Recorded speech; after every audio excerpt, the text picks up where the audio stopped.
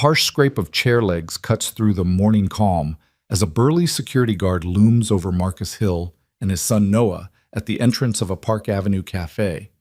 The guard's eyes narrow beneath his cap. "This is private property," he growls, gesturing to the no loitering sign. Marcus raises his palms, voice strained. "We just want coffee." A rib tension coils in the air. Patrons avert their eyes. The espresso machine hisses more insistently. Noah tugs at his father's sleeve, confusion and fear flickering in his gaze. The guard shoves Marcus back and cups clatter to the floor. It's the kind of moment where the world seems to tilt, reminding you that prejudice can erupt from the ordinary.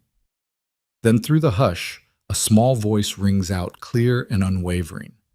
"Ma'am, could you be my mommy just for one day? If this moment moved you, share your thoughts below.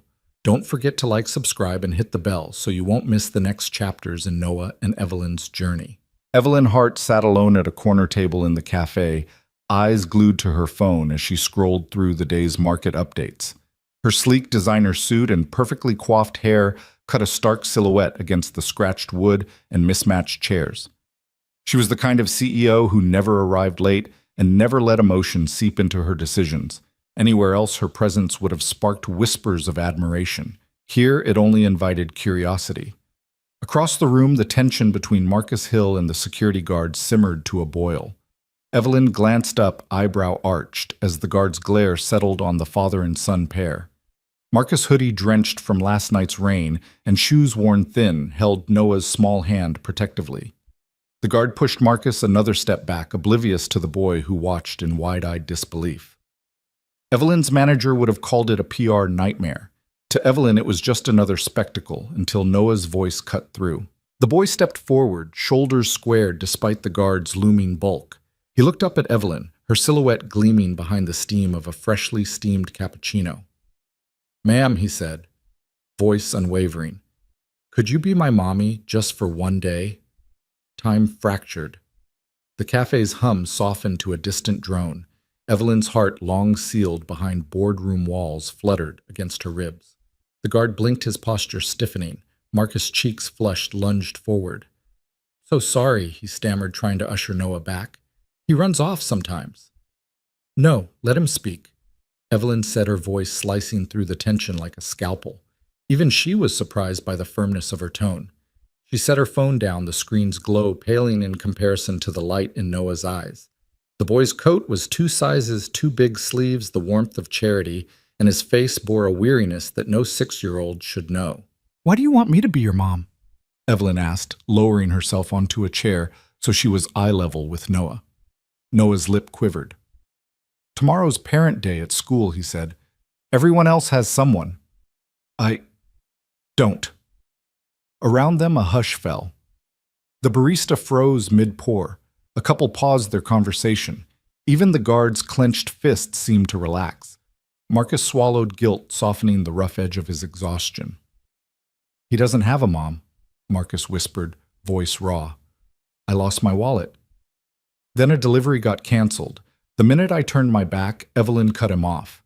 "What school?" she asked Noah, though she already knew she'd be there.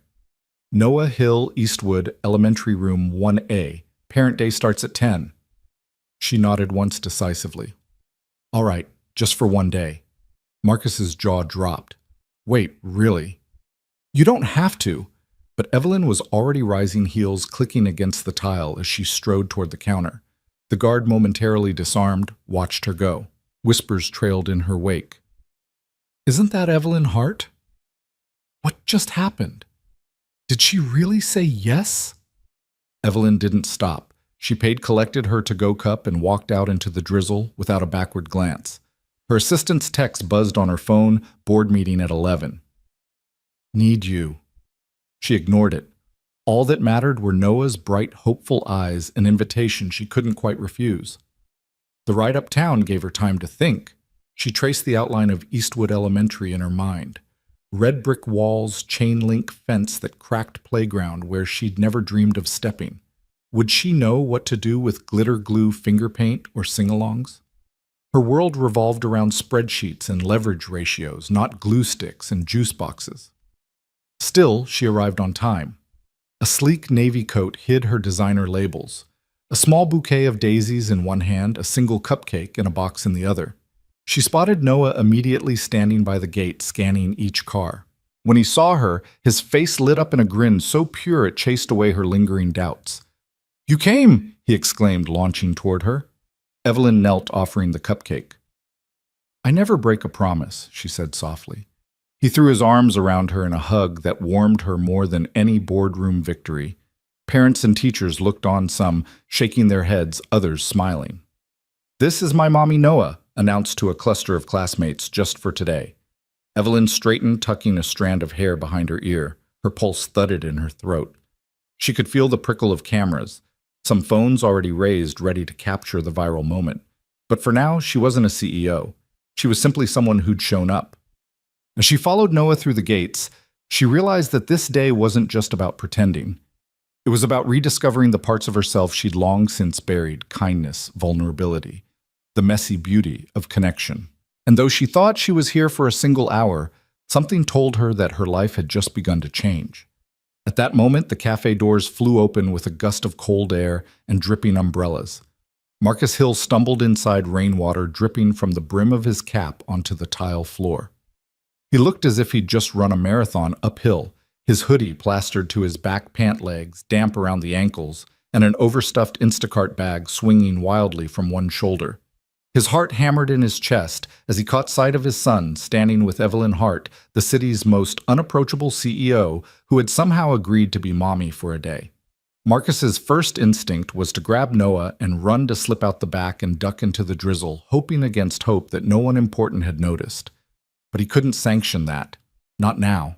Not after his little boy mustered the courage to ask a stranger, "No." A stranger as rare as a Northern Lights display to fill the empty space at the other end of his family table. So Marcus halted a few feet away, desperate to catch his breath without drawing too much attention, yet painfully aware of the stares from every other customer. Evelyn looked up, her expression unreadable, but there was no mistaking the sharp focus in her eyes. "Marcus," she said, voice calm but firm.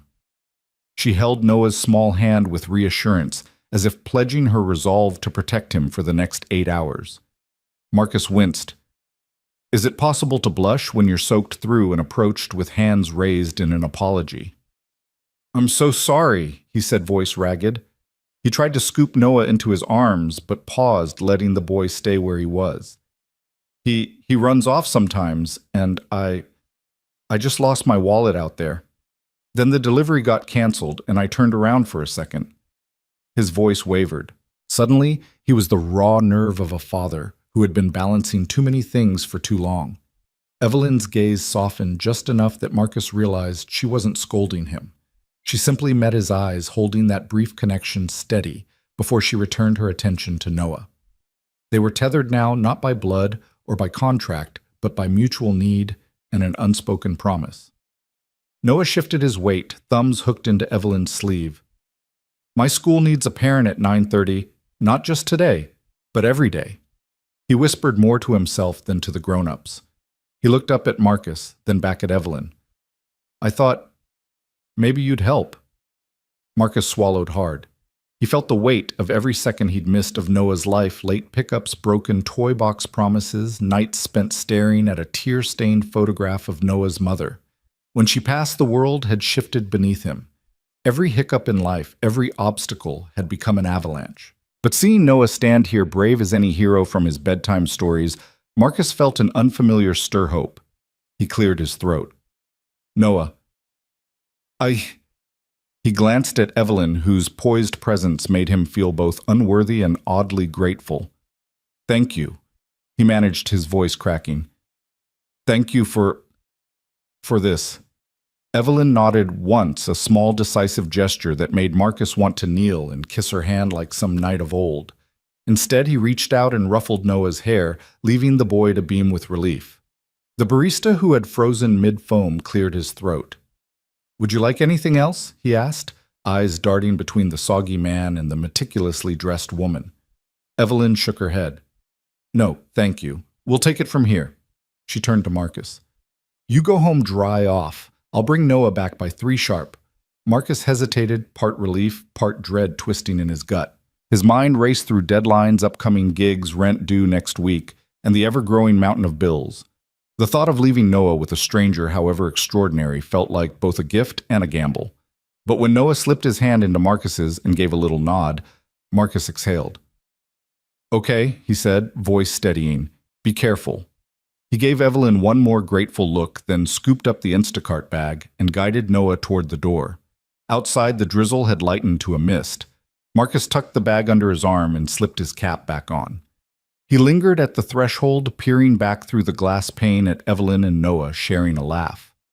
The sight brought a lump to his throat, something shy and unfamiliar that felt dangerously close to relief. As they walked back to the brownstone, Noah chattered about crayons and glue sticks, already juggling the optimism of childhood with the unshakable confidence of someone who'd found an ally in a boardroom titan. Marcus listened, battered but buoyed. He realized that in asking for help, they'd done more than just salvage one chaos-ridden morning. They'd opened a door to something neither of them knew they needed. At the foot of the stoop, Noah turned. "Thanks, Dad. I knew you'd figure it out." Marcus felt tears sting the corners of his eyes. He nodded, swallowing against a lump of love and guilt and something else, pride. "Always, kiddo. Always." Then as they climbed the steps, Marcus glanced at his phone and caught sight of 3 missed calls and a string of urgent texts.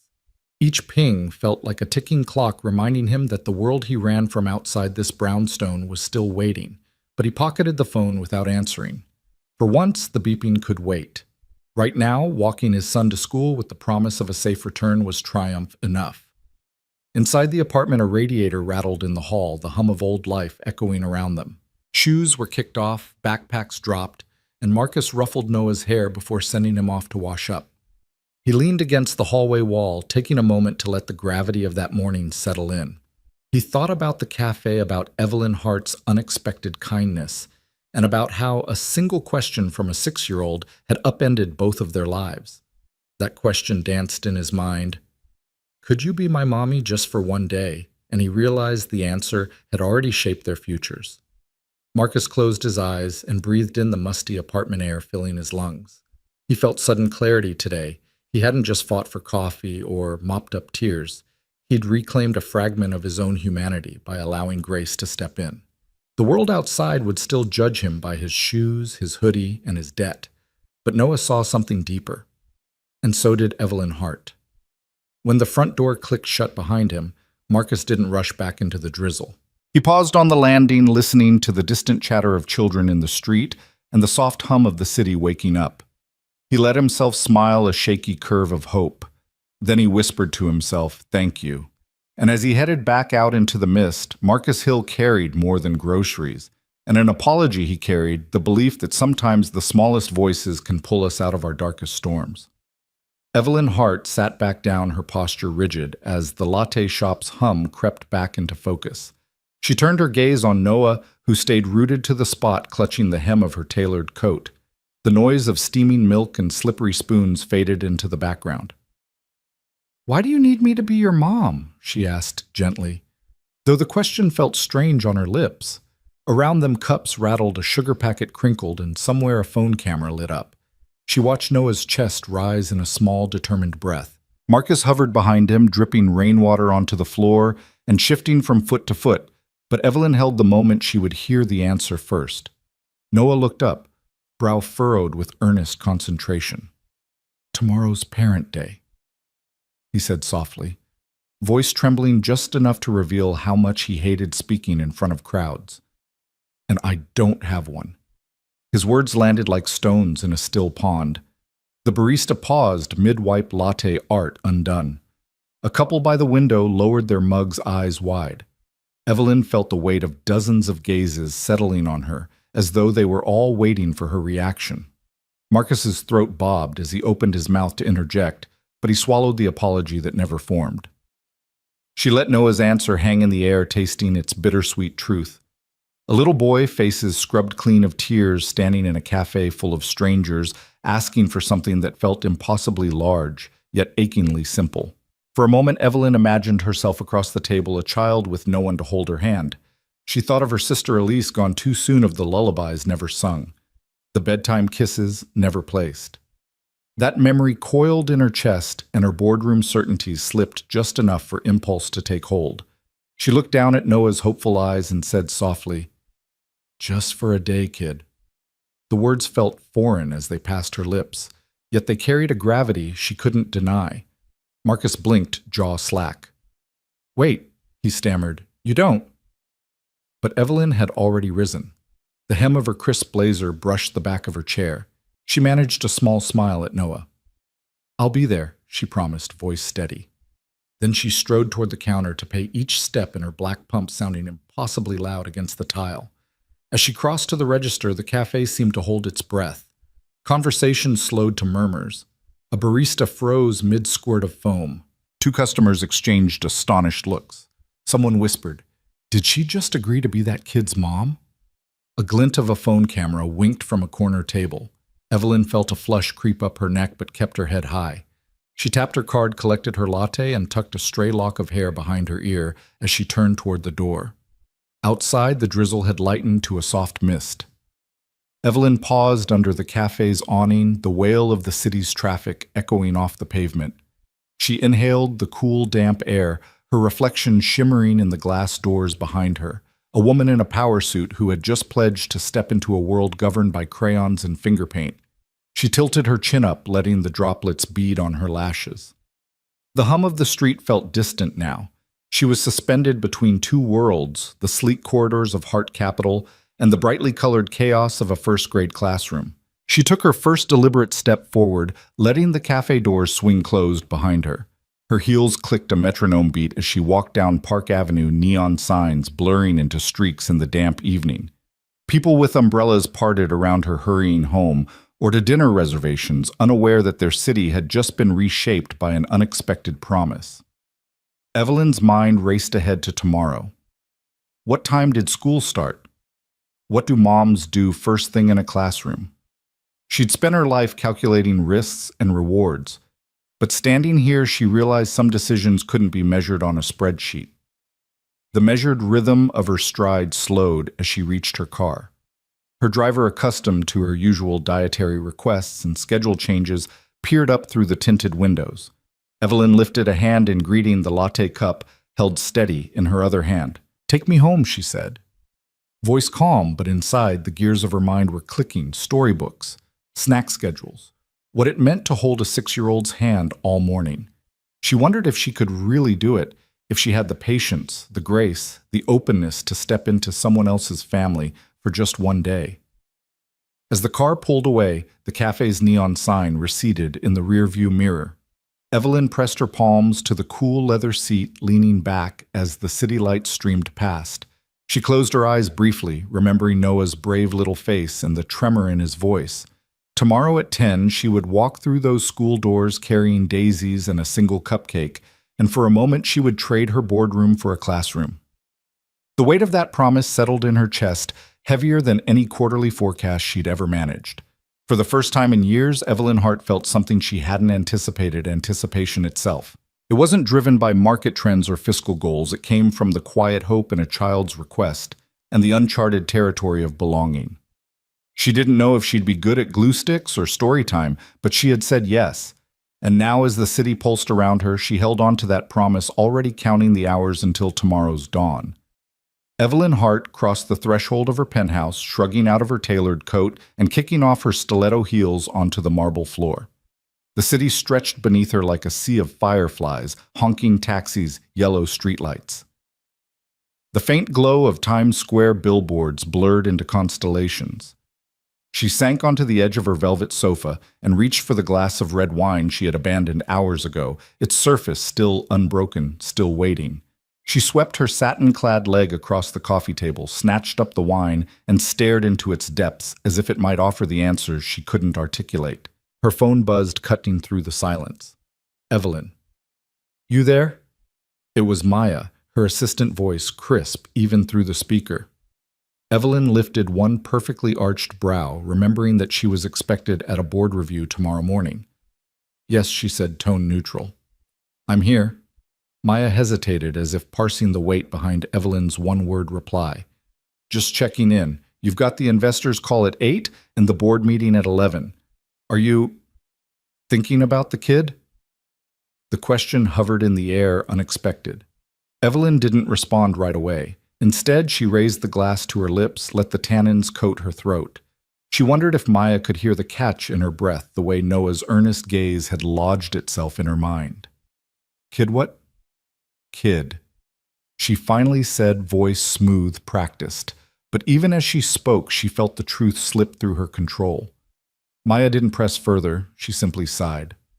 "All right. Remember, you promised to be at the school at 10 sharp. Cars booked for 8:30. I'll send over your schedule in 5. Click. The call ended, leaving Evelyn alone with the echo of that question and an untouched glass of wine. She set the glass on the low table and rose, pacing the length of the living room. Her heels, now bare soles, clicked on the hardwood. She crossed to the floor-to-ceiling windows and pressed her forehead against the cool glass. The rain-kissed streets shimmered below, and somewhere sirens wailed. The world felt both impossibly vast and suffocatingly small as she thought of tomorrow's Parent Day ceremony, an entire classroom waiting to welcome a stranger into its midst, a child trusting her with something far bigger than a cupcake or a parent's badge. The memory surfaced unbidden, her sister Elise's laughter spilling through a sunlit kitchen newborn, tucked in her arms, her face radiant with a joy Evelyn had envied. Then the change, the way Elise's smile dimmed when the baby cried at night, how she shut the door on her own sorrow. How Evelyn, buried in negotiations and conference calls, didn't hear the sobs muffled behind the bedroom wall until it was too late. She remembered the smell of antiseptic the day she found Elise in the hospital corridor, eyes glassy, clutching nothing but emptiness. The doctor's words echoed in her mind, postpartum depression. Very severe. And the funeral that followed, silent like a snowfall, leaving holes in everyone's life. Evelyn pressed her palm against the glass, as if she could slide through it and rewrite the past. She had built her empire on discipline and distance, on mastering every landscape except her own heart. She had buried Elise's memories behind deal documents and investment portfolios, convinced that emotional vulnerability was a liability. But now a 6-year-old boy's plea had cracked that armor, revealing the raw place where regret and longing still thrummed. She turned away from the window and strode to the bar cart, pouring herself a second glass. The red wine caught the lamplight as she raised it to her lips. She inhaled its oak and berry notes, letting the warmth spread through her chest, softening the edges she'd sharpened for so long. She thought of Noah's trembling voice and Marcus's weary apology. They had offered her a doorway into a world she'd left behind, and she'd opened it without a second thought. Evelyn sank to the floor, leaning back against the sofa. She picked up her phone and scrolled through the evening's messages, until she found a photo she'd snapped earlier of Noah's hopeful face. She hadn't meant to save it. It lingered in her camera roll like a secret. Now she pressed her thumb against the screen, watching his bright eyes flicker in the glow. She typed a message to Maya, "I need glitter glue. Also remind me what time the pickup is tomorrow." Then she deleted it, realizing it sounded ridiculous. Instead, she typed, "All set for tomorrow at 10. I'll be there." Sent. Her phone buzzed again, a confirmation from a florist about daisies for the office. Evelyn sighed, recalling the small bouquet she'd scouted before leaving the cafe, a handful of white daisies with cheerful green stems. She shook her head. Even that action felt like a departure from her usual meticulous planning. Daisies. What kind of mother for a day carried daisies into a first-grade classroom?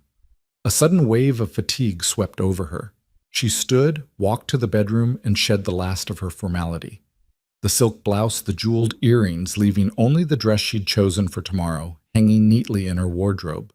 She slipped out of her skirt and blouse, folding them with reverence she couldn't quite explain. Then, barefoot on the plush carpet, she curled up on the bed, pulling a cashmere throw around her legs. The room was quiet, save for the distant hum of highway traffic and the occasional drip from the bathroom faucet. Evelyn closed her eyes, willing herself to rest, but sleep felt elusive. Her mind circled back to Elise's hospital room, to the hush of the funeral chapel, to the brittle ache that had never entirely healed. She realized that her life had been a perpetual balancing act, corporate conquests on one hand, personal devastation on the other, and she'd always known which side to conceal. But tomorrow she would cross that boundary. She would sit on a tiny blue rug with a room full of giggling children accept cupcakes smeared with frosting, and read a picture book in a voice that was anything but polished. She would stick her fingers into glitter glue, listen to finger puppets squeak, and be someone's mommy without guarantee of a paycheck or a contract. A single tear slipped down her cheek. She brushed it away, impatient with her own vulnerability. Evelyn Hart, iron-willed CEO of Hart Capital, didn't cry in penthouses. She made decisions signed off on millions and commanded respect. Yet here she was, undone by a 6-year-old's yearning and a ghost she'd never truly laid to rest. Her phone lit up once more, a reminder of her 8:30 car. Evelyn sighed and pushed herself into a seated position, placing both feet on the floor. She reached beneath her pillow and pulled out a small silver locket. Inside was a faded photograph of her sister and her niece smiling on a summer afternoon. She traced the glass with her fingertip and whispered, "I'll make it right, tomorrow." Then she closed the locket and slipped it into her evening clutch. Standing in the dim glow of her bedside lamp, Evelyn smoothed her nightgown and walked back to the living room. She collected the half-drunk glass of wine and set it on the coffee table before the locket, an unspoken offering of reconciliation between past and future. She rotated the locket in her palm, feeling its chill, then tucked it into her clutch beside her phone. The penthouse fell silent once more. Evelyn pulled the throw tighter, took a steadying breath, and closed her eyes. In the hush, she heard the echo of Noah's voice, "Just for a day," and she understood that promises could reshape a life, that stepping through a classroom door might crack open the parts of her she thought were long gone. She let the dark cloak her fears and drifted towards sleep, the city lights dimming behind her closed eyelids. For the first time in years, Evelyn Hart felt something unknown, something uncalculable and unguarded. And as she finally surrendered to the night, she held fast to the hope that tomorrow, her cracked armor might just become a bridge. Evelyn eased out of the Range Rover under the low canopy of Eastwood Elementary bouquet of daisies cradled in one arm, cupcake box balanced in the other.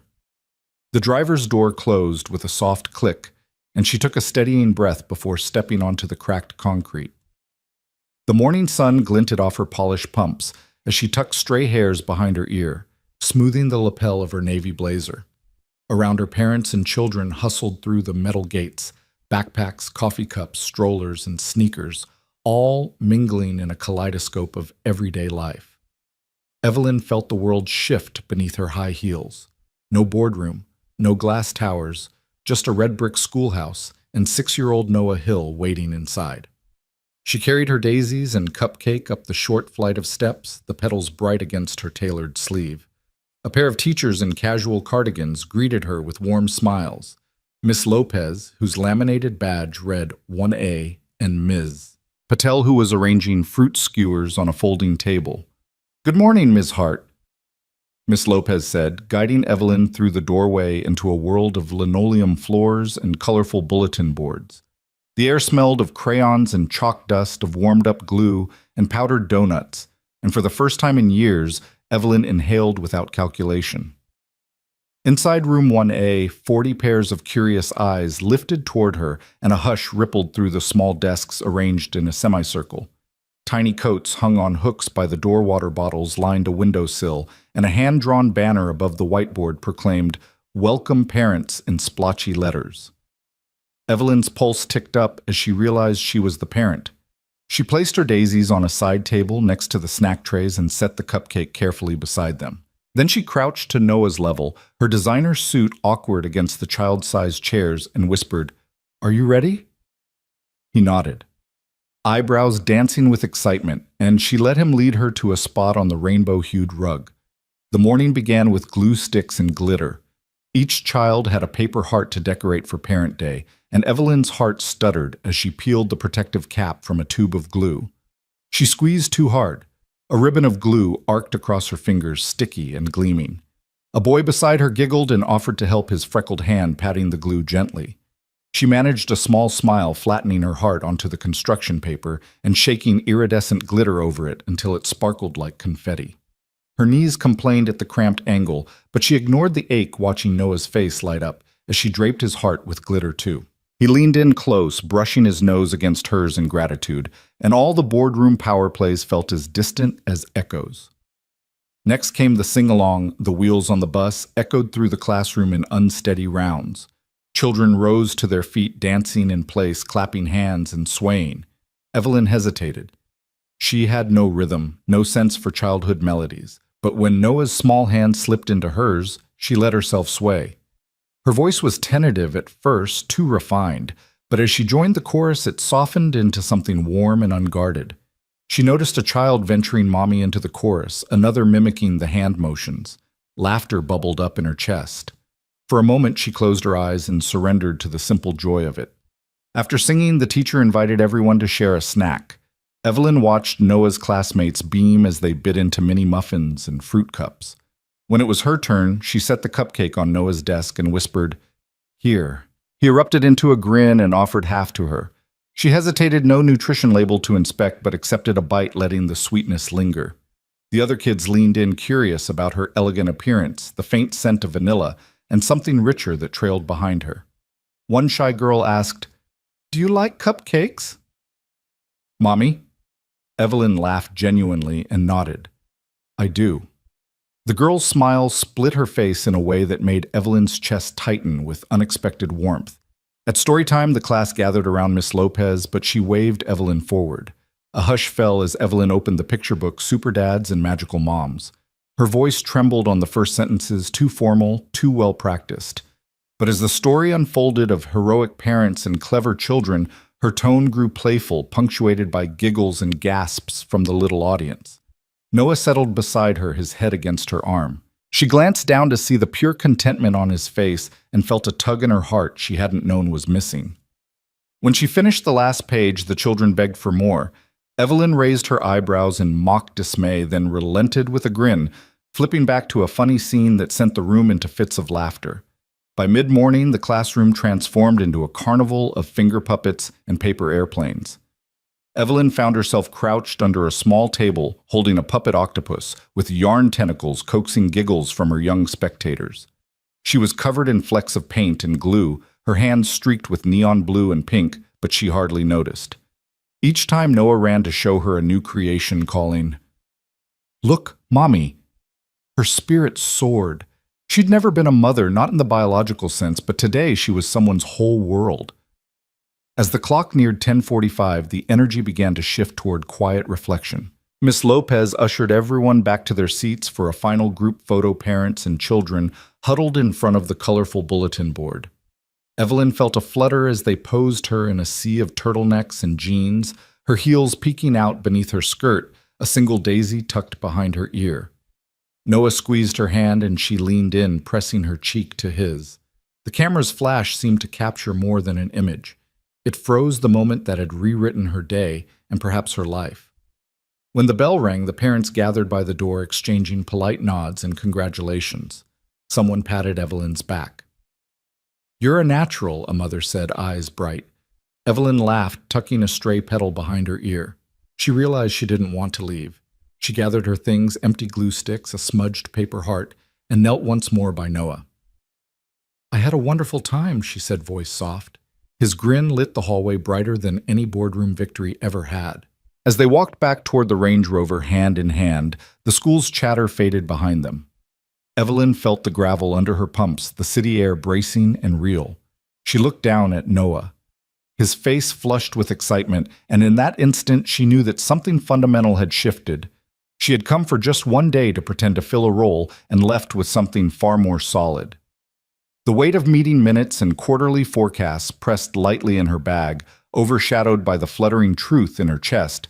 She belonged here in this imperfect, glitter-streaked world, and for the first time she felt truly grounded. After the glitter glue settled and half the class had devoured their cupcakes, Miss Lopez swept her gaze across the room and smiled at Evelyn.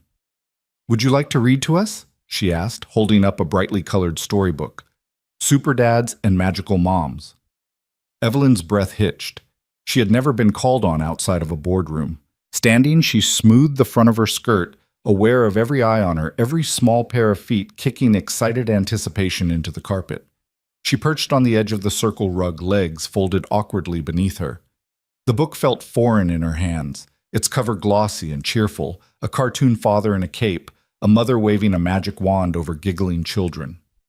Evelyn cleared her throat, her tone clicking into place like a polished keynote, precise, controlled, unflinching. Today's story, she began voice crisp, is about parents who do extraordinary things for their kids. She turned the first page and the class leaned in so far their noses nearly touched the illustrations. As she read her words, rode high on careful enunciation. Once upon a time, there was a dad who built a rocket ship in his garage so his daughter could touch the stars. The children giggled at her formal phrasing, their heads cocked like curious songbirds. Evelyn glanced down at Noah, perched beside her on a tiny chair, legs swinging. He was watching her intently, chin propped on one fist, his bright eyes reflecting the cartoon sprites dancing across the page. She moved through the story, page by page, her cadence measured. When Supermom sprinkled stardust on her children, Evelyn's voice remained businesslike until she noticed a small boy tugging at her sleeve wide-eyed in wonder. She cleared her throat, rectified her posture, and pressed on.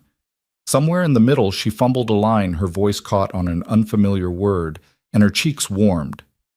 A ripple of sympathy laughter rose among the children, not unkindly, just surprised to see their guest stumble. And then she felt it, a soft weight nestling against her side. Noah had shifted, curling his legs beneath him and letting his head rest on her shoulder. She hesitated, paused mid-sentence. The storybook lay open in her lap, words frozen like a paused presentation. Noah's breath was steady even, his lashes fluttered, and his voice barely louder than a breath murmured, "You smell like cookies." The classroom stilled, crayons rolled to a stop. Two girls froze over their coloring pages. Miss Lopez leaned forward, hands folded, watching Evelyn's reaction. For a moment, Evelyn's world shrank to the warmth of a small boy's head against her arm, the faint sweetness of his hair pressed close to her. The boardroom ceased to exist. Her carefully rehearsed narrative dissolved, replaced by something deeper and richer, the simple truth of a child's trust. The next words tumbled from her lips without thought. Soft, genuine, real. "That's because I baked some last night," she said, her voice catching. She lifted her hand to brush a stray curl from Noah's forehead, then cleared her throat and found the page she'd left off. But the story about rocket ships and magical spells no longer mattered as it had before. What mattered was this moment of shared warmth, this improbable closeness between a CEO who'd commanded boardrooms and a 6-year-old boy in need of a mother's comfort. She resumed reading, but her cadence shifted, the edges smoothing into gentle curves. And so Superdad and Magical Mom took their children on grand adventures, laughing under moonlit skies. She paused at the word laughing, smiled down at Noah's half-dreaming face, and let her lips curve into a true grin. The illustrations seemed brighter now, the colors richer. As the story unfolded, the other children relaxed. They leaned into her words, eyes shining. When she described the parents building sandcastles on the beach and sharing cozy bedtime stories. She paused again, meeting her small audience's gaze. Evelyn noticed how they mirrored her expressions, wide-eyed at the thrill of adventure, quiet at the hushed moments of love. She felt herself swept along by their engagement, her heart quickening with an unfamiliar flutter of belonging. Noah shifted, rubbing his cheek against her arm. His breathing deepened into the slow rhythm of sleep. Evelyn closed the book softly, finger tracing the edge of the final page. The room was hushed, each child perched at the edge of imagination. She raised her eyes and found Marcus standing quietly at the door, watching. His face was lined with relief and something like awe. She gave a small nod, a silent promise not to break this moment. Miss Lopez helped collect the storybook, and as she passed behind Evelyn, she whispered, "Thank you. That was beautiful." Evelyn's cheeks warmed again, but this time with something like pride. She rose, brushing the creases from her skirt. One by one, the children approached, pressing their little thank yous into her palms, offering crumpled drawings of stick figure families under rainbows. She accepted each one with careful attention, memorizing the scrawled names at the bottom. "Thank you, Emily. Thank you, Jackson. Thank you, Ava." When the last drawing slipped into her hand, she realized her fingers were sticky with the remnants of glitter glue and crayon wax. She licked a speck off her fingertip, a mischievous grin tugging at her lips. In the corporate world, she would have ordered an assistant to handle such mess and likely scrubbed the evidence from the furniture. Here she traced the ridges of a child's handprint in pink and green, marveling at the care each child had taken to share a piece of themselves. Marcus stepped forward then, as if on cue. He bent to scoop up Noah, who yawned and stretched in his father's arms. Noah's hair was mussed, his shirt stained with a smudge of crayon on the collar, and yet in his half-dream he looked perfect. Evelyn felt an unexpected pang, an ache she barely recognized as she watched Marcus cradle their son. She took a deep breath, steadying herself. "He did great," she said quietly, voice soft with admiration. Her eyes met Marcus's, and in that brief exchange she glimpsed the depth of his gratitude, the weight of his silent struggles. He nodded, eyes moist, and bowed his head slightly in acknowledgement. No one stirred to leave. The room felt too suspended in gentle reverie. Finally, a small voice piped up. "Timmy," his eyes huge behind his glasses, "can you come back and read to us again?" He wriggled out of his chair and tugged at Evelyn's sleeve. Evelyn crouched to his level, tucking the loose end of her blazer behind her.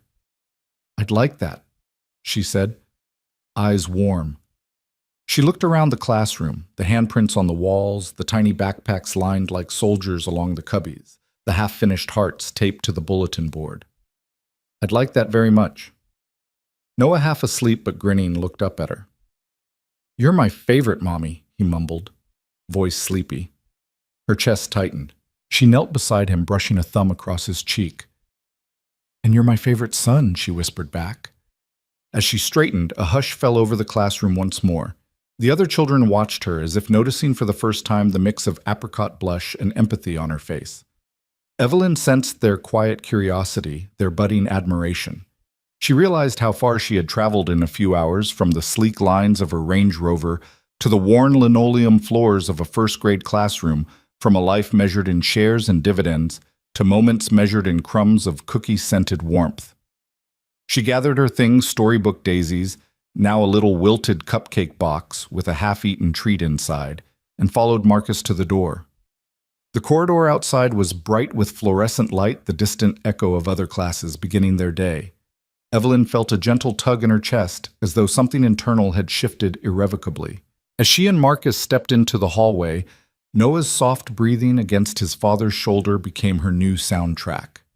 Evelyn inhaled deeply and realized with a clarity she hadn't known she sought how starved she'd been for authenticity. For laughter uncalculated, for small hands pressed trustingly in hers, for the unvarnished connection of story time. In the boardroom she had commanded attention. Here she had given her heart away freely and without guarantee. For the first time in years, Evelyn's heart felt whole.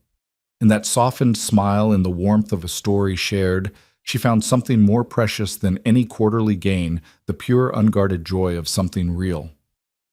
They stepped out of room 1A into the bright hallway, the din of recess echoing behind them, children's shouts and sneakers scraping on linoleum.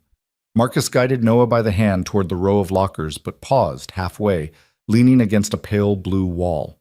His chest rose and fell in a slow tremor. Evelyn watched him, her heart tightening at the sight of his worn shoulders and the way his hoodie hung heavy, as if soaked through with more than rain. "Are you all right?" she asked softly, voice almost drowned out by the distant laughter of the other classes. She crossed the small gap between them and stood beside him, her high heels clicking on the floor in an unfamiliar staccato. Marcus exhaled, running a hand through his damp hair. He glanced at Evelyn, eyes shadowed. I've been doing this alone since Noah was 2, he said, almost to himself. He knelt, pulling Noah close against his side. His mom. She passed after a long illness. Cancer. It was quick in the end, but the rebuilding took years.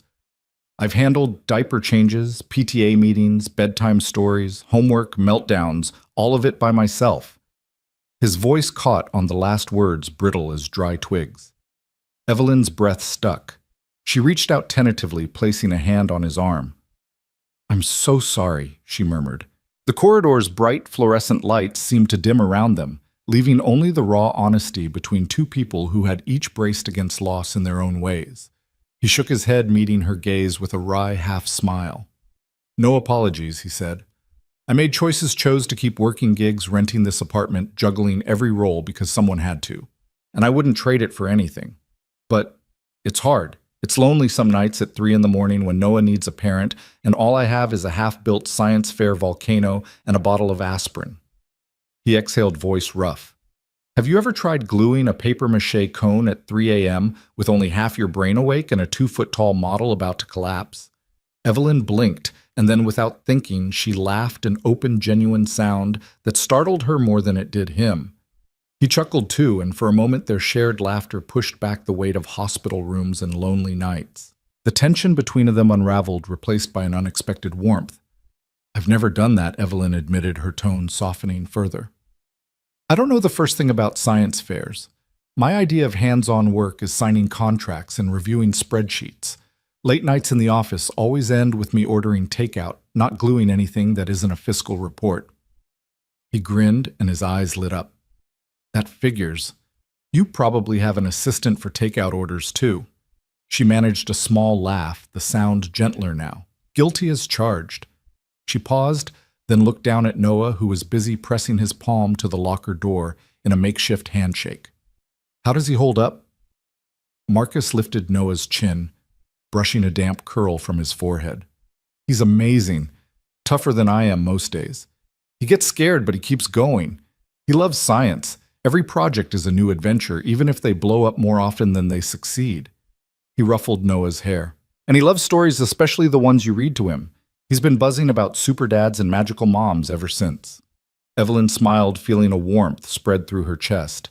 She crouched to Noah's level, smoothing his rumpled school shirt. You did great today, she told him, voice soft. I'm really proud of you. Noah looked up, eyes bright. Thanks, Mommy, he said without hesitation, throwing his arms around Evelyn's neck. Her heart twisted at the sweetness of it, the ease with which he laid claim to her. Marcus cleared his throat, and they both turned to him. He offered Evelyn a gentle smile. Thank you, he said, for today, for caring. Evelyn stood brushing off imaginary specks of chalk from her skirt. I'm the one who should be thanking you, she replied earnestly, for trusting me with Noah and for letting me in. She paused, considering how to bridge the gap between their worlds. I've never believed I could make a difference in someone's life just by showing up. But today, she trailed off, searching for the right words. Today I felt useful, needed. It's more powerful than any boardroom accolade. Marcus nodded, his gaze drifting to the sea of young students now filing back into the classrooms. That's what he needs, Marcus said, voice low. Consistency. Someone who shows up, even when life's messy. He gave Evelyn a knowing look. You showed up. A soft smile spread across Evelyn's face. I think I'd like to keep showing up, she admitted. The words felt both terrifying and liberating as they hung in the corridor's air. Noah, sensing their solemn moment, looked between them. Then he said with the fierce confidence of a child who believes anything is possible, I want to be strong like Daddy and smart like you. He grinned, pride shining in his eyes. Evelyn's chest tightened so suddenly she thought she might not breathe. She met Marcus's eyes, seeing mirrored in his expression the same surge of hope and something deeper relief that the child they shared care for had found stability in their unexpected partnership. Marcus scooped Noah into his arms, and the boy wrapped his legs around his father's waist. He's always been strong, Marcus said, voice thick with emotion. He just needed someone to remind him. Evelyn stepped closer, hesitating only for a heartbeat before placing a hand on Marcus's shoulder. And he has that thanks to both of us, she said softly. They stood together in the corridor, a tableau of a man and a woman bonded by the fierce love of a child. Around them, normal school life resumed, the bustle of teachers, the clip-clop of children's shoes, distant laughter and chatter. But in that moment they existed in their own world forged from honesty and vulnerability. Evelyn took a steadying breath, leaning her back against the cool hallway wall. The corporate armor she'd worn for years felt unnecessary here, melting away under the glow of shared understanding. She glanced at the scuffed linoleum floors, the bright posters on the walls, and realized that her empire of glass and steel had never offered anything as real as this, an imperfect but genuine connection. No glue guns at 3 a.m. Marcus teased gently, nodding toward her coat pocket, where the child-safe scissors and a handful of glitter still peeked out. Evelyn laughed again, a soft, rich sound that echoed off the lockers. No glue guns, she agreed. But I'll learn if I have to. Marcus's lips curved in a tender smile. We'll make a crafter out of you yet. Evelyn glanced down at Noah's sleeping face in his father's arms. A fierce protectiveness blossomed within her. No more distance, no more walls.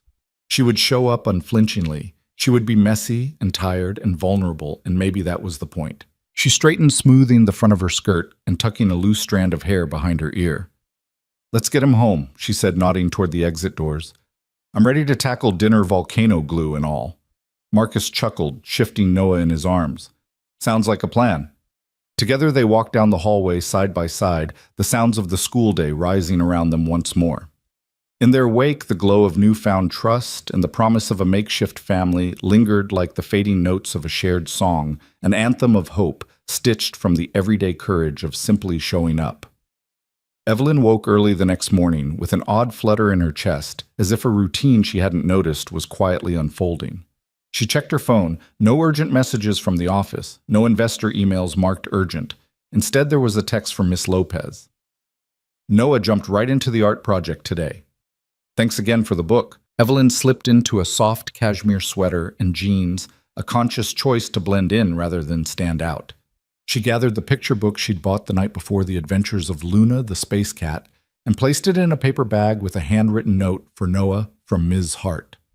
The Range Rover waited outside her townhouse as usual, tinted windows reflecting the gray dawn light. Evelyn hesitated, then texted her driver. Actually, just drop me at the subway station. I'll meet you later. She locked the door, leaving behind the world of leather portfolios and stainless steel coffee tumblers. A few blocks away, she slipped onto the M train, clutching her book. The city humming around her, a mosaic of early commute professionals, yawning teenagers, and a man kneeling to tie his toddler's shoelaces on a folding seat.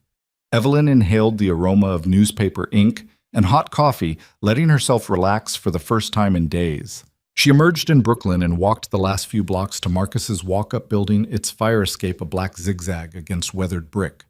At the bottom of the stoop, she paused, smoothing her silk scarf and reminding herself why she was here. She climbed the steps 2 at a time, knocked and stepped back. No answer. She pressed her ear to the door, hearing muffled giggles and the soft thunk of a book landing on a table. She smiled, slipped the picture book inside through the mail slot, and scuttled down the stairs before anyone could spot her. Later that morning, during Noah's recess, Evelyn found herself hovering just beyond the chain-link fence. The playground rang with shouts and the scrape of sneakers. Children zigzagged between swings and jungle gyms. She tucked her sunglasses into her pocket. Noah had noticed yesterday that she usually wore them, and he'd grinned knowingly. Without her usual shield, she felt exposed, but happier for it. She kept low, leaning against a lamppost and reading the dedication she'd written. May Luna's adventures inspire you to dream big. The cool spring breeze stirred her hair, and she watched Noah sprint toward her on the other side of the fence, arms pumping, face flushed with joy. He waved wildly, and she returned his grin, blowing him an exaggerated kiss. He replied with a thumbs up before hurrying back to his friends. By midday, Evelyn began to recognize the quiet rhythm of Marcus's block, the corner bodega, where an elderly man in a stained apron stocked the potato chips. The deli window, where a neon buy one get one sign flickered. The metal gate of the community garden down the road. She found herself edging into the bodega ostensibly to choose a bottle of water, but really to loiter in the cereal aisle, comparing instant mac and cheese brands of all things. She squinted at the price tags and ingredient lists as if they were annual reports, and the clerk gave her a sideways glance. "Can I help you find something, ma'am?" he asked. Evelyn looked up, startled. "Oh no, I'm just looking," she said, forcing a laugh. She picked up a box of the cheap neon orange kind. I'm doing a taste test with my son." The clerk raised an eyebrow but said nothing more and walked away. Evelyn set the box back on the shelf and grabbed a small bag of granola clusters instead. As she headed for the register, her phone buzzed a reminder of a lunch and learn she was supposed to host over video at noon. She stared at the screen, felt the old impulse to reply, and spin back into her high-stakes world. But the bodega's linoleum floor felt grounding beneath her flats. She swiped her bagel and almond milk across the scanner.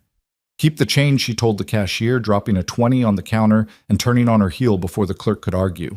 That afternoon, when Evelyn's driver finally collected her at the usual time, she climbed into the back seat holding a half-empty paper bag. He eyed her curiously in the rear-view mirror. "Back so soon, Ms. Hart," he ventured. She smiled, tucking the bag beside her. "Needed some fresh air," she said. The car rumbled back toward Manhattan, but Evelyn stared out at the passing buildings, feeling that her world was expanding in ways she hadn't anticipated. Over the next few days, these small trespasses became her secret routine. She'd drop off a new picture book, The Little Inventor's Workshop, The Girl Who Loved Dinosaurs, each time with a different note. She never rang the bell. The mail slot was her portal.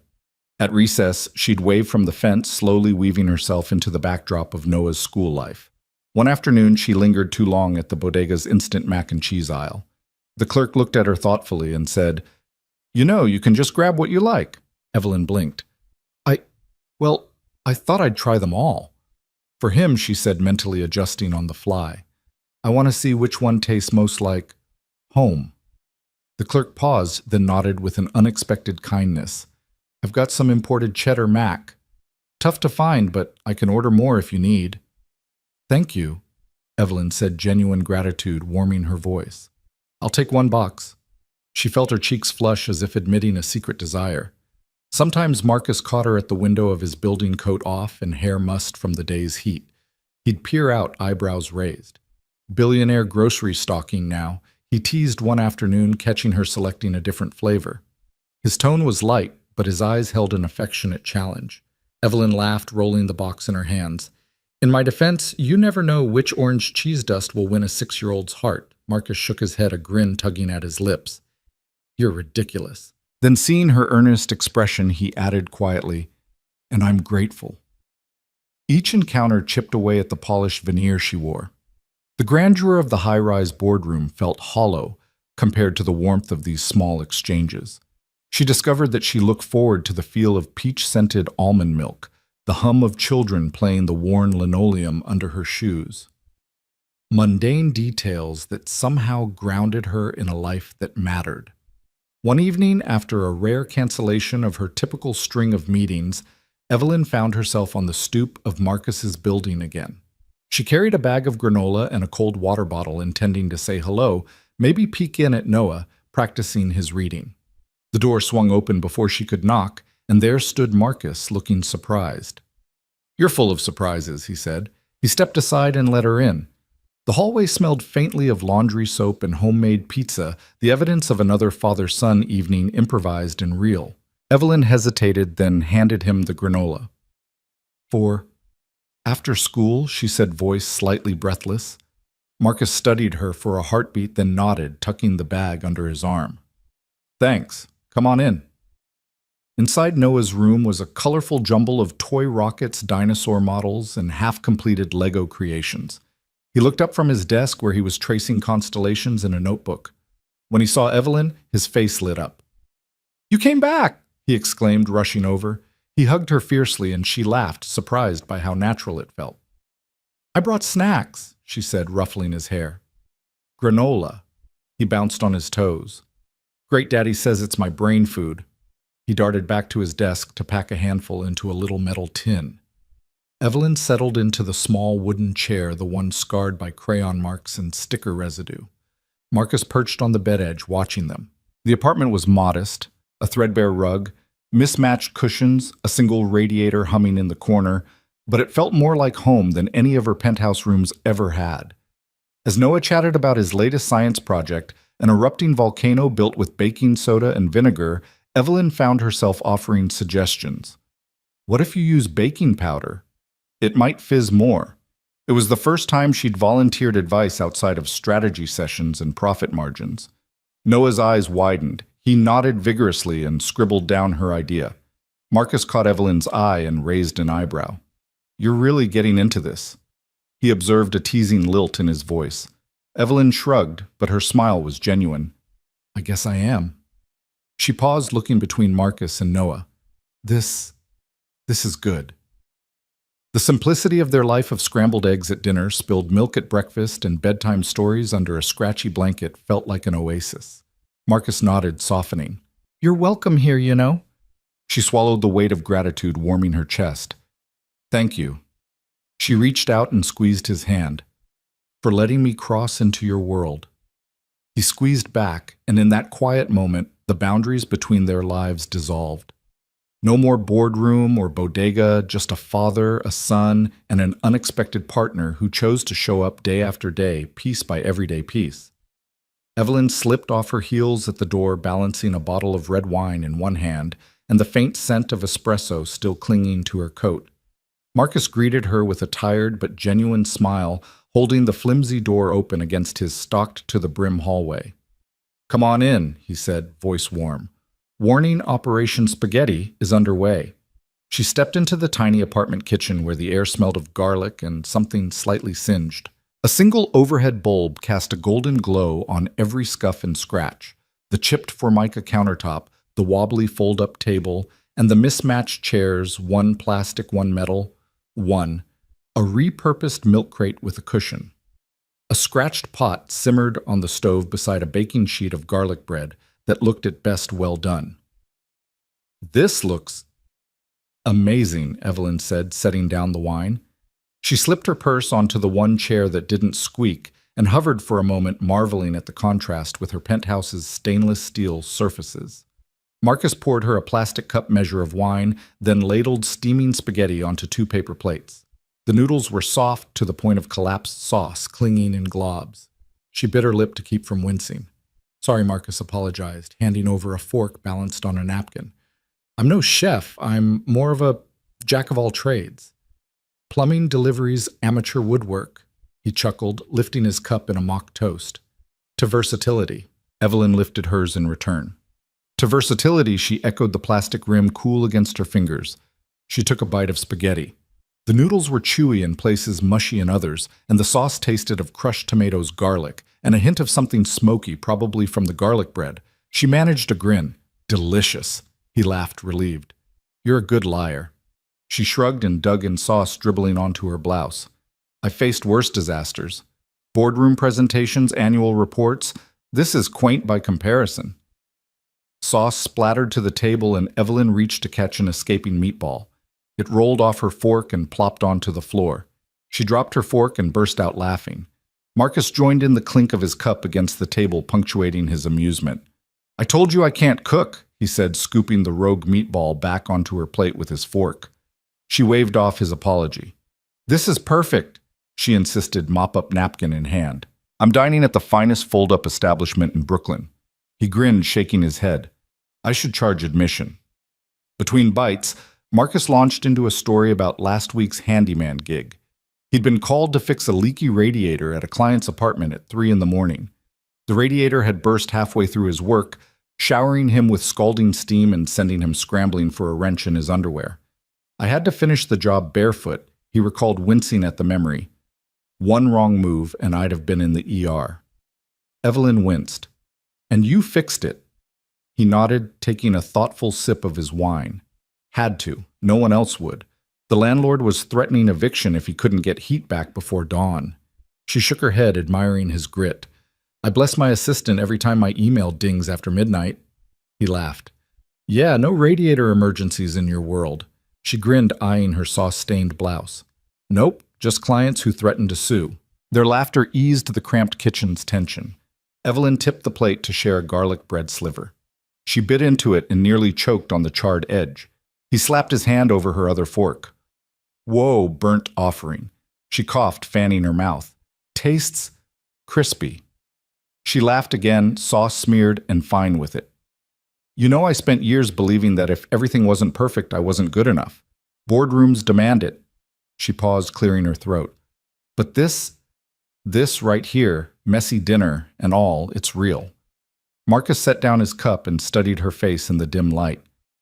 I spent years believing my ex and everyone else would leave if I wasn't enough. If I couldn't fix the house, the bills myself.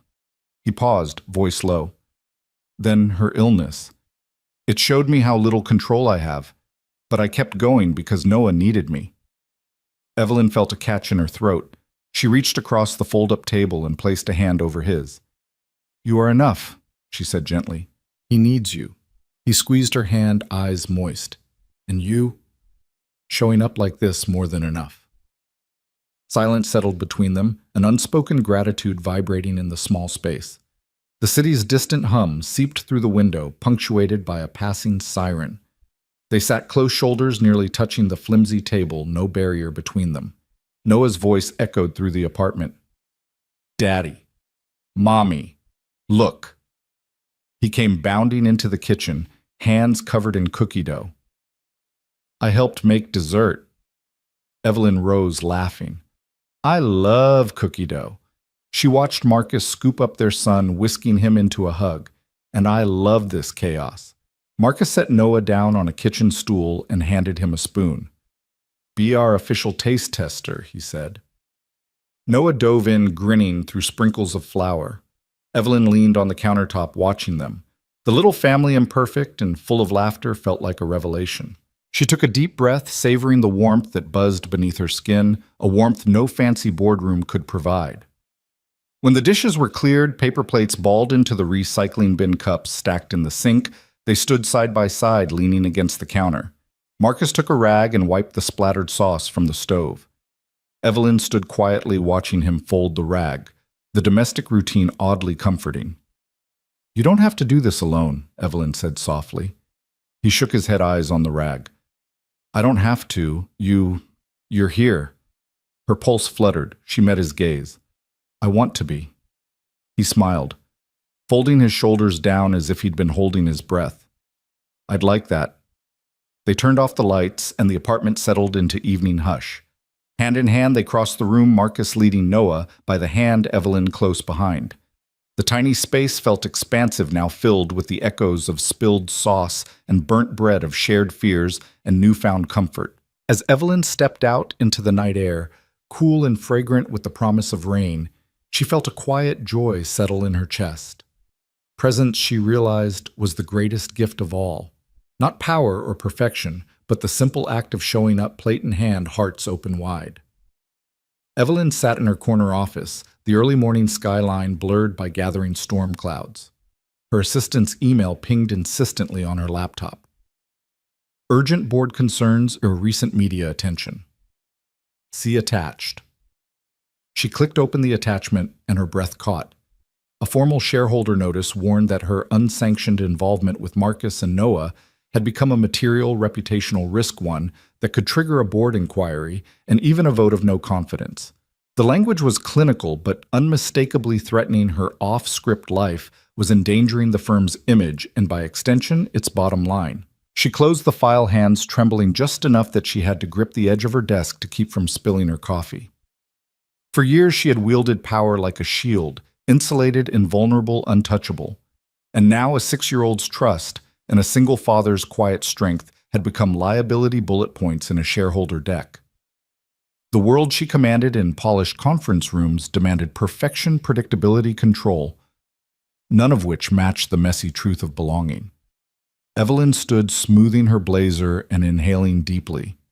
She would not let them define her life by their quarterly perspectives. She called Marcus as she stepped into the elevator. His voice crackled through the speaker, tired but warm. They've been circling, haven't they? She exhaled. They see us as a headline, not a family. She paused. Daniel Marks has filed a guardianship petition. The name landed between them like a hammer blow.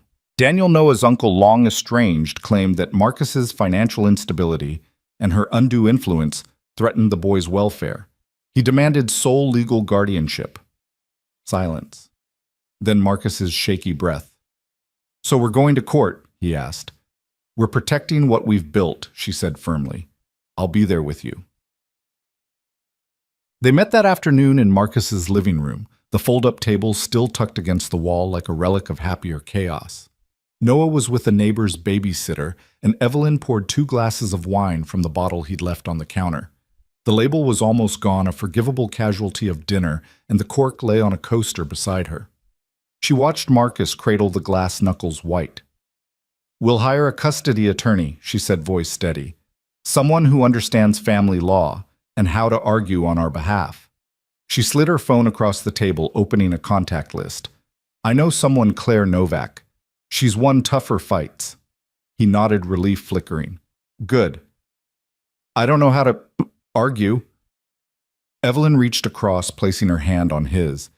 You don't have to. Your life with Noah speaks for itself. I'll handle the rest.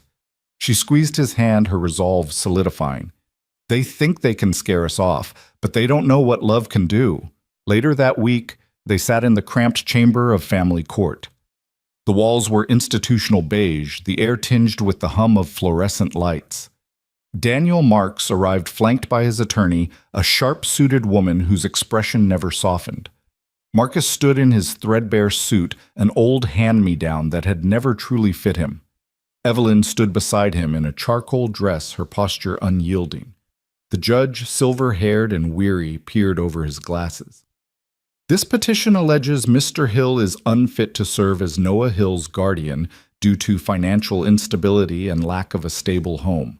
It also suggests Ms. Hart's involvement may constitute undue influence. Mr. Marks, you may proceed. Daniel's lawyer rose, voice smooth as oil. Your Honor, Mr. Hill's devotion is unquestionable, but he is a gig worker at best, no benefits, no security, no degree.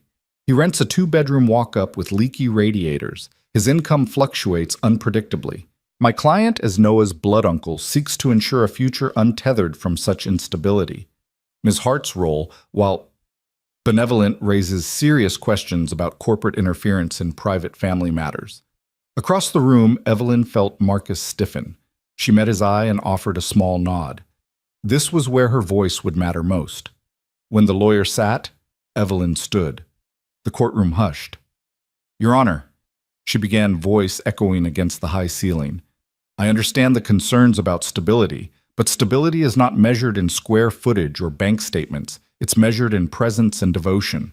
Marcus Hill has shown up for his son every single day since his wife passed. He has fixed leaky pipes at 2 a.m, juggled 3 jobs to pay rent, and never once allowed Noah to feel alone. She paused, scanning the gallery. Daniel's furrowed brow, Noah clutching his babysitter's hand from the back bench.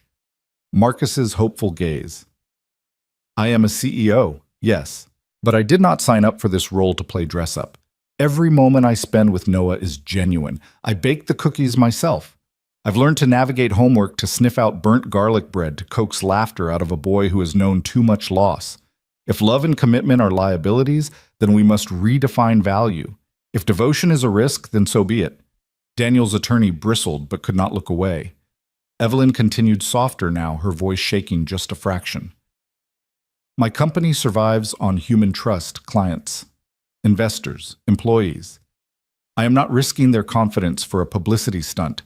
I am investing my humanity in a child who needed someone to believe in him. Love is not transactional. It does not come with clauses. It comes with sacrifice. The silence that followed was thick, as if the entire courtroom held its collective breath. The judge tapped his gavel. Ms. Hart, thank you for your testimony. He turned to Daniel. Mr. Marks, do you wish to respond? When Daniel rose, his polished argument sounded hollow in the wake of Evelyn's truth. He spoke of family legacy and protecting the child's best interests, but the words felt contrived. Marcus's attorney objected to each insinuation of Marcus's unfitness, and even Daniel's resolve seemed to falter under the weight of a mother's by proxy vow. After hours of legal sparring, the court recessed. Evelyn followed Marcus into the hallway. He pressed her arm. Thank you, he whispered, for fighting for him. She brushed a damp strand of hair from her forehead. He's worth it. Noah, escorted in by his babysitter, ran to them and seized Marcus's hand. When he saw Evelyn, his face brightened. Will I still have a daddy? He asked, voice small. Evelyn knelt, pulling him close. You have a daddy, she said firmly, and you have me. We're a team. His nod was solemn. 6-year-old gravity mixed with a budding confidence. He looked up at her. I knew you wouldn't let me go. Her eyes stung. I'll never let you go. They stood together, a trio bound by more than legal definitions, a family forged in daily bread and shared fears, in spilled sauce and bedtime stories. Outside, the storm clouds broke a shaft of sunlight cutting through the courthouse windows. It illuminated their clasped hands and the hopeful faces of 3 people who had chosen each other against every risk. In that moment, Evelyn understood that power couldn't protect them, and wealth couldn't bind them. Only courage. The courage to stand up and speak truth to the world could build the family they fought for. And as they moved back into the courtroom for the judge's ruling, each step echoed with the promise that love's true power was finally being tested. The courtroom settled into a brittle silence as Daniel Marks's lawyer rose once more, sleek in her charcoal suit, clipboard in hand. The judge's gavel tapped lightly against the dais, and every eye in the room fixed on the polished veneer of Mr. Marks's counsel as she began her closing argument. "Your Honor," she said, voice low and measured, "we do not dispute Mr. Hill's love for his son, but love, while noble, cannot replace the stability born of financial security and consistent access to educational resources. Mr. Hill works gig-to-gig subsisting in a rent-stabilized walk-up with sporadic heat. He cannot guarantee Noah's future, not the college fund, not the nightly lunches, perhaps not even tomorrow's rent." Across the aisle, Evelyn's stomach clenched. She glanced at Marcus, whose jaw clenched in response. He wore his only suit, the one his late father had left him, and it fit loosely, every thread a reminder of how far they'd come on shoestring budgets and elbow grease. When the lawyer laid out photographs of the apartment peeling wallpaper, a radiator that had lost its battle with the cold, she implied that love alone could not substitute for a structured family pedigree. The judge leaned forward, fingers steepled. "Miss Hart, you may address the court." Evelyn's breath caught. She stood smoothing the fabric of her dress as if preparing to step onto a boardroom stage. But this was no merger pitch. This was a child's life.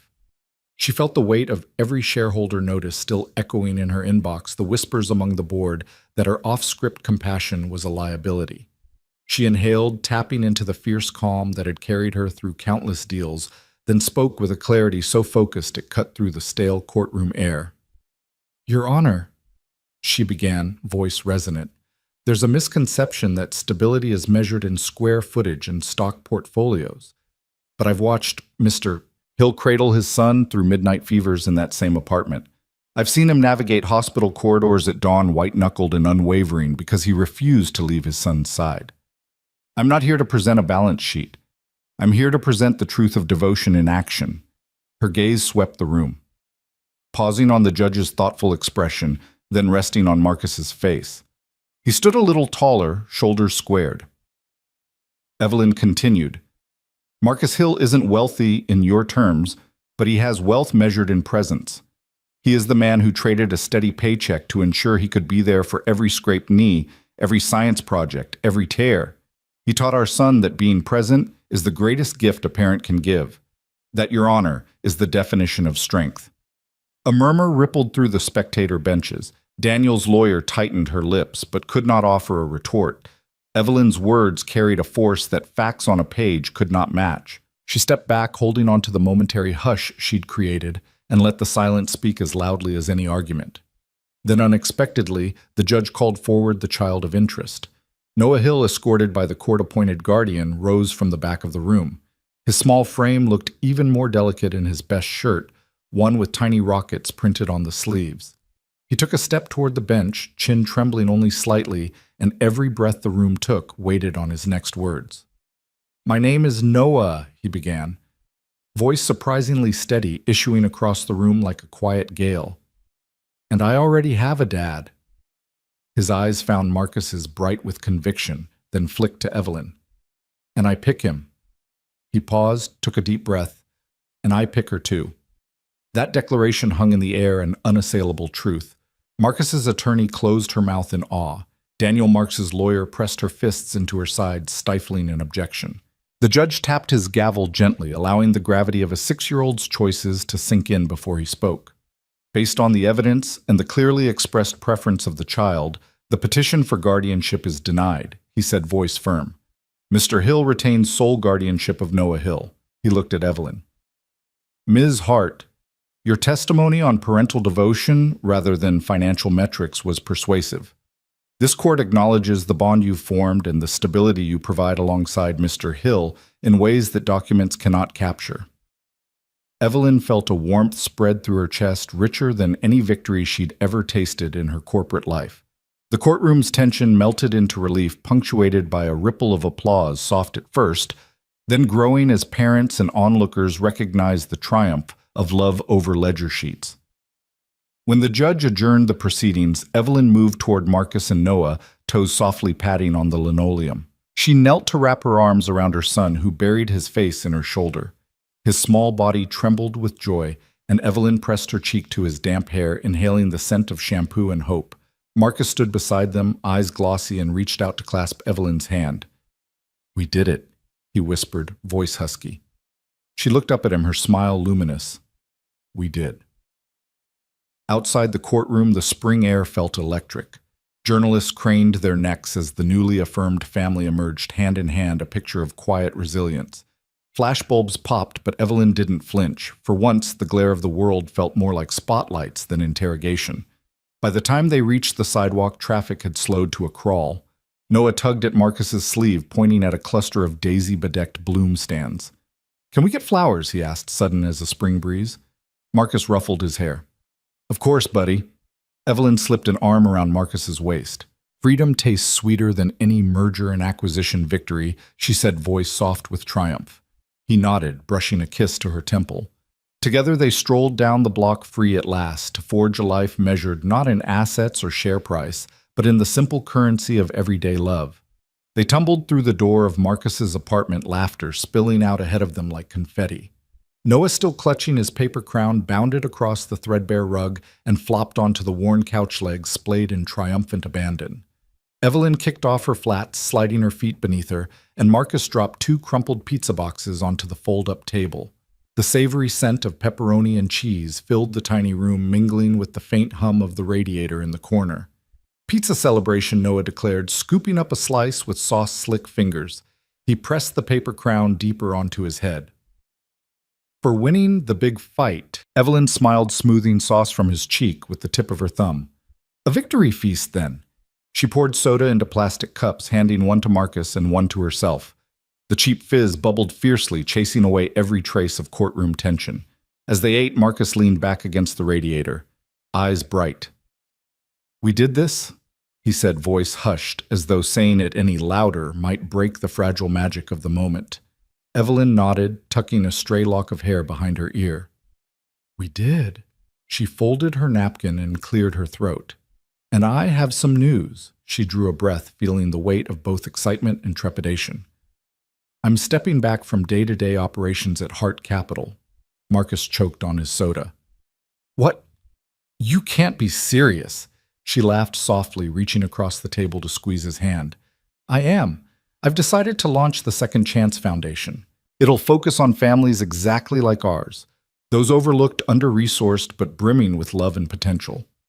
Noah's mouth fell open in mid-chew. "Like us. Exactly like us." Evelyn said, a tender smile lighting her eyes. "Helping single parents find stability funding, after-school programs, providing legal support when things get tough." She looked at Marcus, watching the relief and hope flood his face. "I want to give back what we received, someone believing in us." Marcus stood, sweeping aside the empty pizza boxes. He retrieved a stack of paper crowns and perched one jauntily on his own head. "Then let's toast to new beginnings." They raised their cups' plastic rims pressed to shining eyes and drank deeply. The laughter returned stronger than before, wrapping them in the promise that home was not where you came from, but where you chose to stay. Weeks later, the modest offices of the Second Chance Foundation buzzed with activity. Evelyn strode through hallways painted in soft blue, meeting smiling caseworkers and volunteers who greeted her like an old friend. Family portraits decorated the walls, children in crayon portraits, single parents in headshot frames. Each image a reminder of the mission she'd set out to fulfill. Marcus joined her, guiding a small tour group through a resource library where shelves overflowed with children's books and legal pamphlets. Noah darted ahead, clutching a clipboard as if he were a junior director, beaming every time someone acknowledged his help. They'd rented a corner storefront in a neighborhood halfway between Evelyn's penthouse and Marcus's brownstone. It was just big enough for desks, a small play area, and a kitchenette that served free coffee to parents in crisis. But the warmth inside those walls was enough to eclipse any skyscraper's glare. Evelyn sometimes paused in the hallway, closing her eyes to savor the sound of children's laughter and quiet conversations about housing vouchers or scholarship applications. Each time she felt the steady conviction that she'd found purpose beyond profit margins. One afternoon, Marcus returned from a meeting with a group of single fathers, his face animated. He found Evelyn in the play area gluing construction paper stars onto a poster that read, "Welcome Families." "They want to host a weekend woodworking class for kids," he announced, waving a flyer. "I told them you'd be thrilled." She set her glue aside and hugged him, absolutely thrilled. They stood together watching Noah help a younger boy thread beads on a string. The boy's mother glanced over, gratitude shining in her eyes. In that moment, Evelyn felt something settle deep in her chest, the knowledge that love and commitment had rippled outward, creating space for others to belong. Months passed. The sun warmed the city earlier each day, coaxing blooms from windowsills and sparkles from the East River. One evening, as dusk painted the sky in rose and amber, Marcus led Evelyn down a narrow brick alleyway behind his apartment. String lights drooped between lampposts, casting a soft glow over rows of potted white roses and folding chairs draped in linen. A simple wooden arch stood at the far end, its beams entwined with vine tendrils and daisies, Noah's favorite flower. Evelyn paused, heart fluttering. She smoothed the front of her dress, a simple ivory gown she'd chosen for its unfussy elegance, and took in the scene: close friends from the foundation, neighbors from Marcus's block, and a handful of colleagues who'd driven in from the city. None wore diamonds. Instead, everyone wore paper crowns beneath the lights. Noah stood at a small wooden podium, his earnest expression magnified by the lantern glow. Marcus slipped an arm around Evelyn's waist, leaning his forehead against hers. "Are you ready?" he murmured, voice low. She exhaled, hand finding his. "I am." Noah cleared his throat, raising his small clipboard. "Welcome, everyone," he began, voice crisp with childlike resolve. "We're here to celebrate something important, 3 people choosing each other. First, my dad and Miss Hart promised to stay. Then, they fought for me in court. And now they're going to promise again, but this time for always." He swallowed, glanced at his father, then smiled. "So let's make it official. Does anyone object?" The laughter that followed was light and joyous, and when no objections rose, Noah stepped aside, allowing Marcus and Evelyn to stand beneath the arch, hands clasped. Marcus looked at Evelyn, eyes shimmering. "Evelyn Hart," he began, voice steady with emotion. "From the day you walked into that cafe, you changed our lives. You showed me that love can be a choice, and that choosing each other is the greatest act of courage." He reached into his jacket and produced a simple silver band. "I vow to show up for every scraped knee, every burnt garlic bread, and every midnight worry. I choose you always." Evelyn's eyes glistened. She pressed her thumb to the ring, then slid it onto his finger. "Marcus Hill," she said, voice warm and unwavering. "You taught me that presence outweighs perfection. That belonging comes from shared moments, messy or magnificent. Today, in front of our family, I vow to choose you and Noah every day to build our imperfect home on trust and kindness. Forever, not just for a day." As they slipped the rings onto each other's fingers, Noah marched forward with a flourish, producing a tiny velvet box containing his own officiant's crown, a paper cutout he'd decorated with glitter. He placed it on Evelyn's head with ceremonial care, then bowed to the assembled guests as if he alone had executed the grandest act of the evening. Under the string lights, Marcus gathered Evelyn into his arms and kissed her with the gentle certainty of a promise fulfilled. The gathered smiles and applause felt like the warmest spotlight, but Evelyn only had eyes for the 2 people she loved most, her son, who beamed up at them, and her husband, whose hand in hers was stronger than any merger agreement she'd ever signed. Afterward, they danced barefoot on the flagstone, laughter mingling with soft music from a nearby speaker. Paper crowns bobbed through the crowd as children and grown-ups twirled together, collars loosened and sleeves rolled up. Pizza arrived from Marcus's favorite corner pizzeria, followed by a modest cake from the bodega down the street. Every bite, every smile, every imperfect moment felt like a treasure more precious than any boardroom victory. As night deepened, the lanterns glowed brighter, and Evelyn realized that the life she'd forged, woven from courtroom battles, glitter glue mornings, and takeout dinners, was the real empire she'd been building all along. It wasn't made of steel or glass, but of moments chosen, risks taken, and love renewed. And there, beneath the gentle hum of the city and the soft rustle of leaves, they found their forever not anchored by contracts or conditions, but by the simple, unbreakable vow to stay.